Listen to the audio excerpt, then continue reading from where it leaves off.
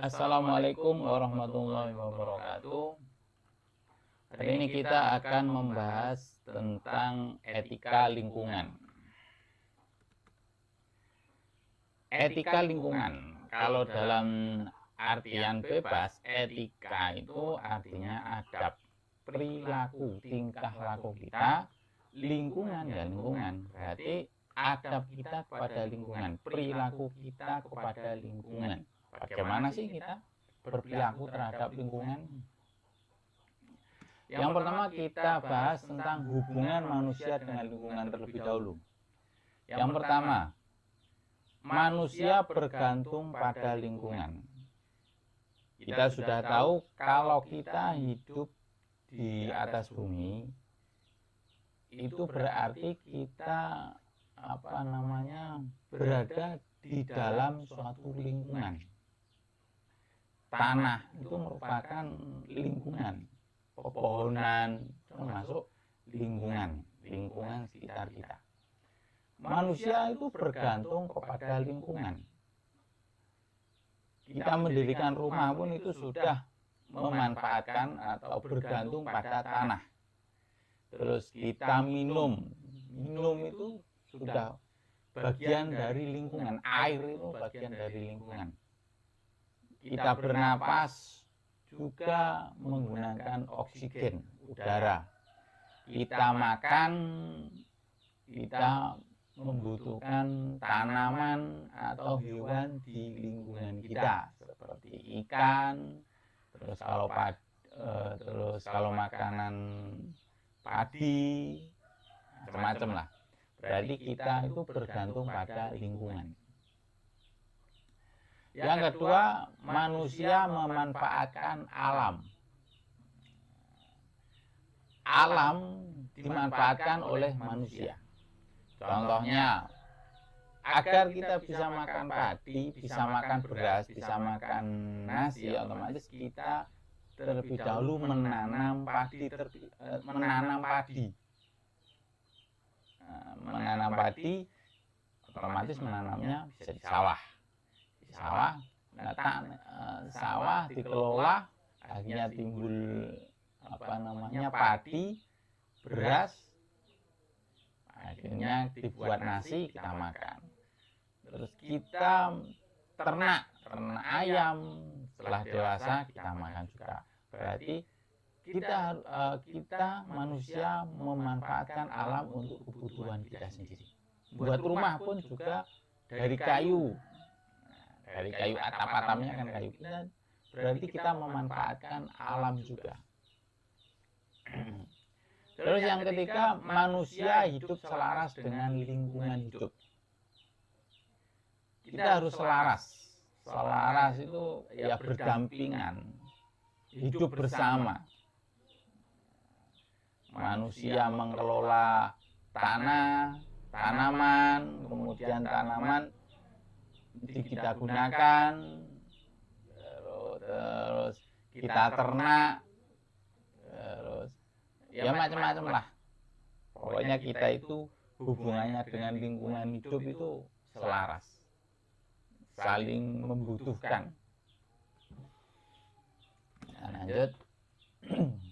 Oleh sebab itu kita sebagai manusia sebisa mungkin mengelola lingkungan. Mengelola lingkungan itu berarti memanfaatkan penataan, pemeliharaan, pengawasan, pengendalian, pemulihan dan pengembangan lingkungan hidup secara terpadu, tersusun, tidak sembarangan. Memanfaatkan alam, air laut, tanah, tanaman, pertambangan, ikan, kita manfaatkan untuk kebutuhan kita.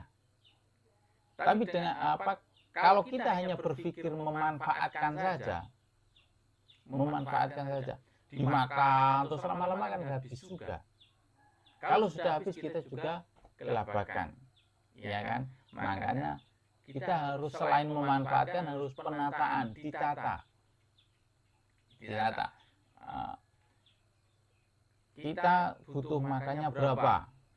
Kita ambil Tidak semuanya kita ambil, tetapi hanya sebagian kebutuhan kita dimanfaatkan, ditata. Yang bagian ini tanaman tanaman di atas tanah atau tumbuh-tumbuhan ditata, kita ambil seperlunya. Terus ikan yang ada di laut kita ambil secukupnya, ditata, di manajemen. Selain itu juga kita harus memelihara. Kalau kita ambil terus walaupun di manajemen tanpa ada pemeliharaan, lama-lama juga akan habis juga. Dipelihara. Pemeliharaan itu merawat. Merawat ya bisa macam-macam. Misal ternak sapi, kalau ada penyakit, bagaimana kita mengobati penyakit? Kalau ada penyakit unggas, bagaimana kita memvaksin atau menyembuhkan penyakit-penyakit unggas? Pemeliharaan. Tanaman juga begitu, kita harus memelihara tanaman-tanaman yang ada di sekitar kita.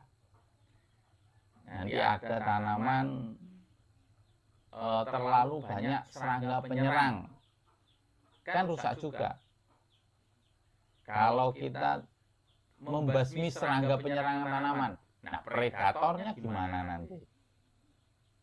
Predatornya nanti kan juga kewalahan juga. Pokoknya macam-macam lah. Kita pelihara. Kita pelihara semuanya, lingkungan, tidak hanya bagian tumbuhan atau tanaman atau hewan saja, enggak, tapi dipelihara lingkungan semuanya. Dimanfaatkan, habis itu ya ditata, ya dipelihara lingkungan kita. Kemudian kita harus mengawasi.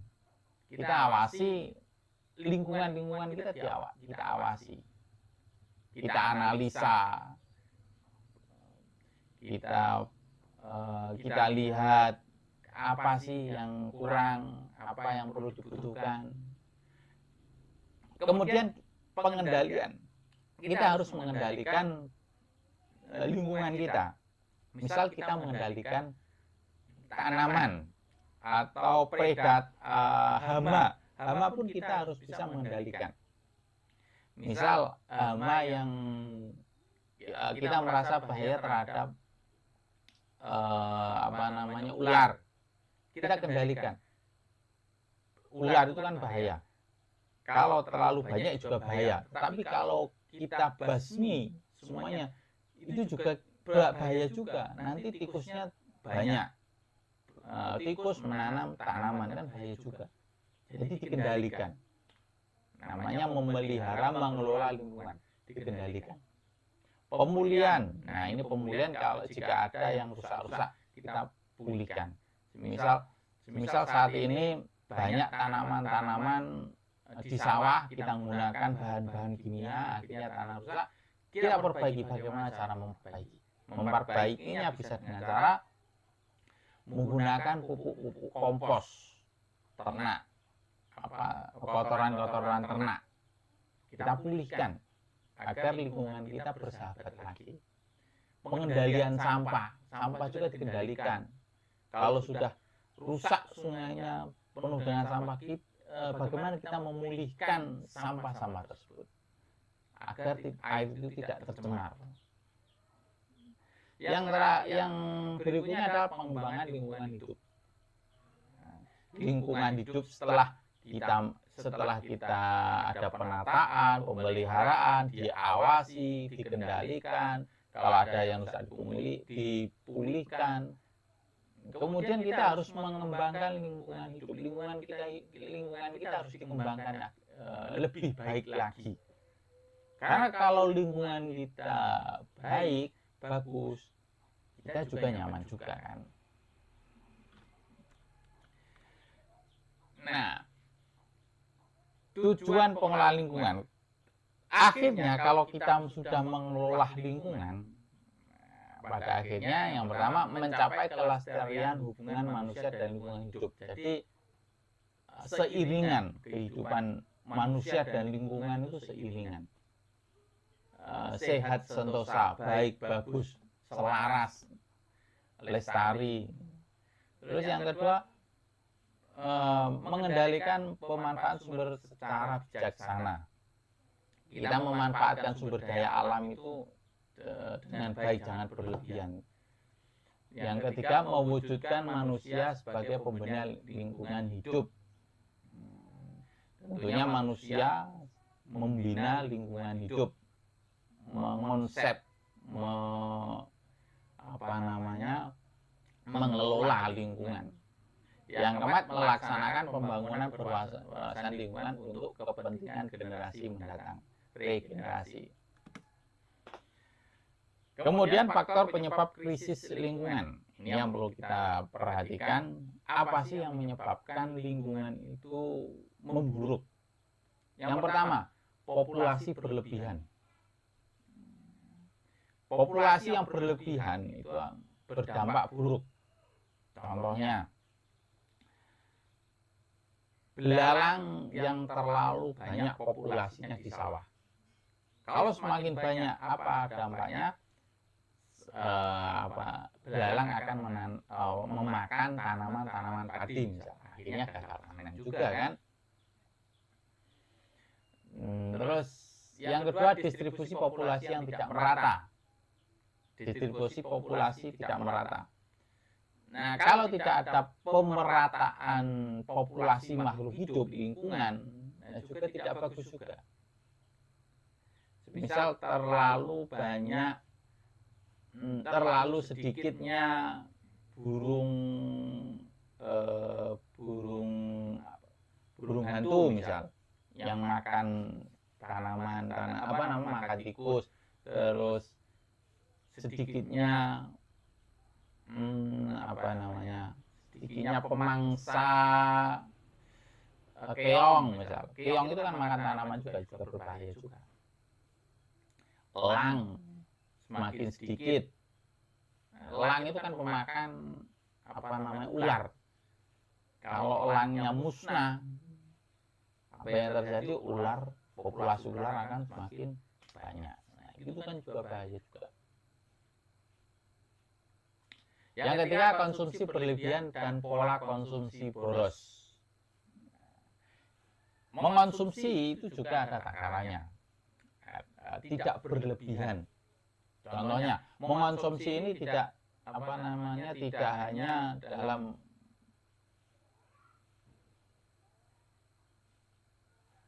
hanya dalam pengambilan makanan ya, mengonsumsi pohon misalnya, maksudnya diambil pohonnya. Kalau kita berlebihan dalam pengambilan pohon, itu kan bahaya juga. Pohon-pohon ditebangi semua, kita manfaatkan semua. Akhirnya apa yang terjadi? Terjadilah banjir. Makanya dalam mengambilan bahan-bahan dari lingkungan, kita harus cermat, tidak berlebihan, sesuai kebutuhan saja. Nah, naik kendaraan sebutuhnya saja. Terlalu banyak kendaraan juga bahaya juga. Mobil digunakan untuk satu orang, kan bisa kita bersepeda. Yang keempat, ketidakbijaksanaan penggunaan teknologi. Nah, ketidakbijaksanaan penggunaan teknologi ini yang tadi saya katakan tentang menggunakan kendaraan. Kita kemana-mana menggunakan kendaraan bahan bakar fosil. Dekat kita gunakan sepeda motor, dekat kita gunakan mobil. Padahal mobil itu bisa digunakan untuk beberapa orang, tapi kita hanya sendiri menggunakan mobil. Itu kan pemborosan bahan bakar. Tidak masalah ada atau tidaknya, masalahnya mobil itu mengeluarkan karbon dioksida, mengeluarkan karbon. Nah, mengeluarkan karbon ke ozon, akhirnya ozon rusak juga kan. Akhirnya kita juga yang terdampak dari pemanasan global. Terlalu berlebihan dalam menggunakan teknologi. Menggunakan internet itu kalau berlebihan kan juga frekuensinya terlalu banyak. Jadi sampah frekuensi di langit-langit. kan mengganggu pemikiran kita, gampang stres, kita gampang stres, itu kan bisa saja karena banyaknya frekuensi yang berseliweran di atas, di langit, di lingkungan kita. Yang kelima, krisis dalam pengelolaan, sedikit dalam pengelolaan. Yang keenam, penyederhanaan ekosistem dan gagalnya pemeliharaan keanekaragaman ekologi. Yang sudah saya katakan tadi, kalau berlebihan, misal tikus berlebihan juga bahaya juga, belalang berlebihan juga bahaya juga. Harus bisa menata. Jadi lingkungan kita harus bisa kita tata manajemen. Kemudian bagaimana cara mencegah kerusakan lingkungan? Yang pertama, agar lingkungan kita terkendali, dicegah ini sebelum rusak. Lingkungan kita sebelum rusak, kita harus dikendalikan, dicegah sebelum adanya kerusakan. Caranya bagaimana? Yang pertama, membentuk daerah konservasi bagi hewan dan tumbuhan, konservasi. Tanaman, hewan jangan sampai punah, jangan dikendalikan hewan, dikonservasi. Bagaimana cara mengkonservasi hewan, tumbuhan dan hewan mana yang harus dikonservasi, dilindungi. Yang kedua adalah menumbuhkan sikap menjaga keseimbangan lingkungan. Nah, kita ini lumayan sulit ya, karena hubungannya dengan manusia. Kita harus komunikasi, memberikan pendidikan kepada masyarakat bagaimana kita menjaga lingkungan.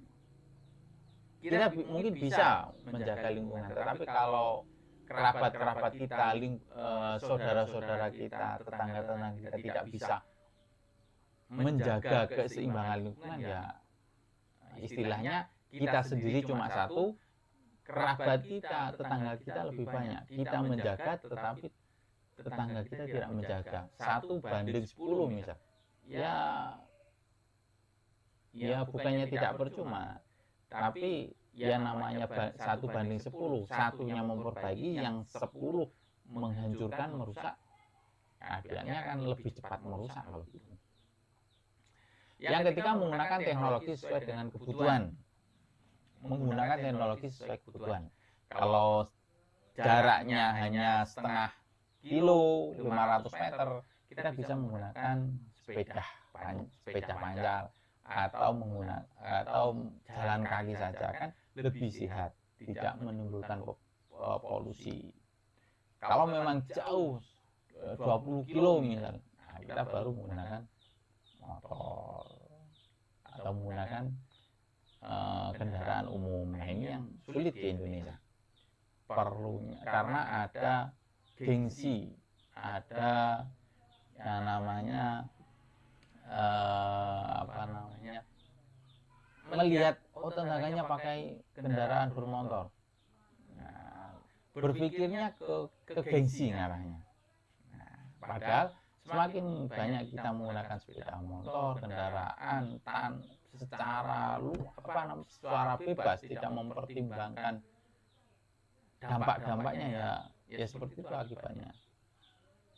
Dekat kita gunakan sepeda motor, padahal kan bisa jalan kaki. Yang nomor 4, pengelolaan disertasi dengan proses pembaharuannya. Dikelola. Pengelolaan disertai dengan proses pembaharuannya, dikelola. Lingkungan kita dikelola, serta proses pembaharuannya itu bagaimana. Sudah? Sampai sini saja. Saya akhiri. Assalamualaikum warahmatullahi wabarakatuh.